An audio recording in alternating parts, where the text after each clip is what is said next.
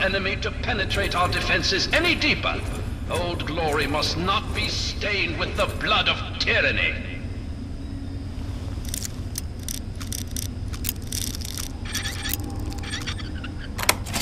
The enemy will be here soon. You must defend your leader.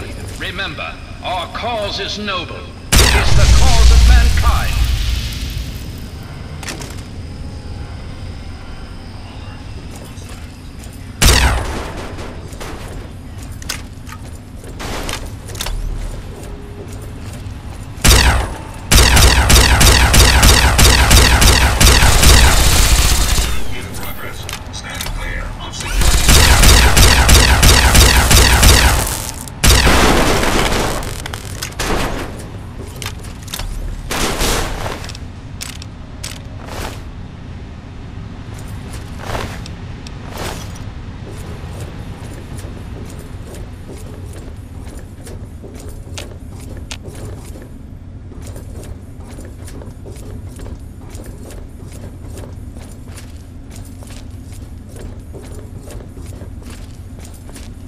The enemy is at the gates. Now is the time for the greatest of rallying cries.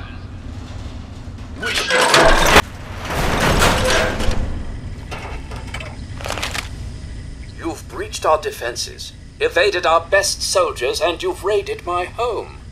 But I have not yet begun to fight. I cannot allow you to steal our freedom. The Declaration must remain here. It is our symbol of hope. The one thing that cries out, we are a free nation.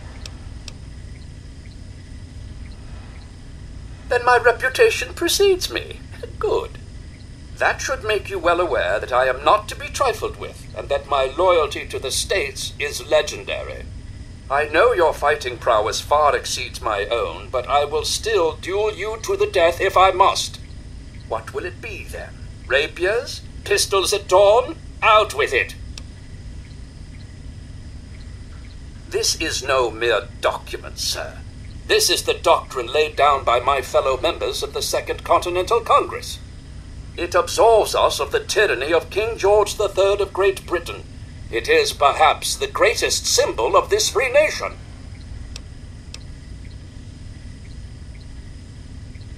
Petty lies and deceit may be the way of Great Britain's crown, but I will not succumb to such tomfoolery. Since it appears you wish to resolve this without bloodshed, may I suggest you stand down and surrender? I can promise that you will be treated well, in a manner accustomed to any member of the Royal Army.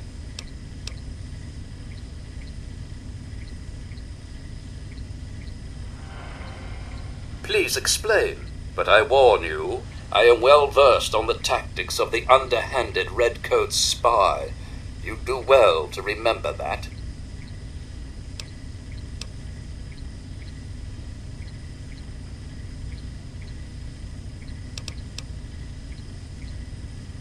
Interesting.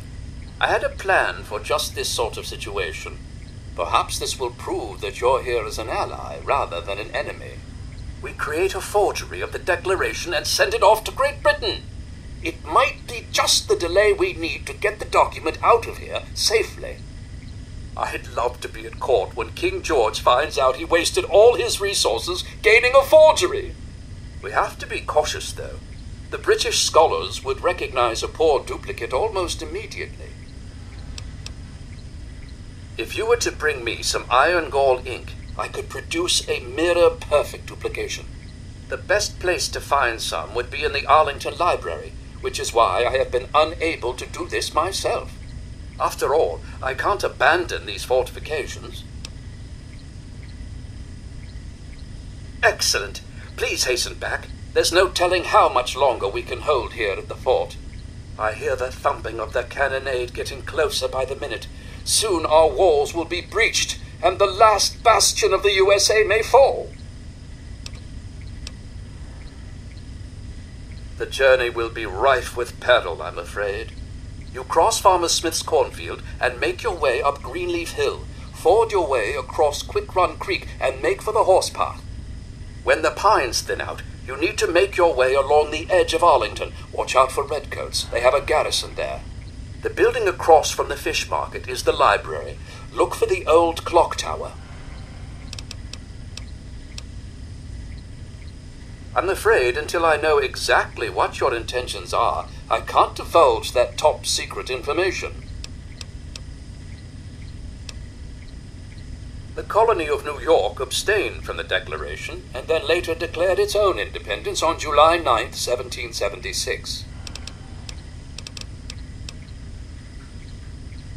The Lee Resolution, enacted 2 days earlier, was the actual Independence Declaration.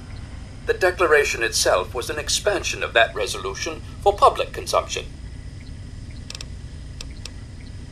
There never was a good war or a bad peace.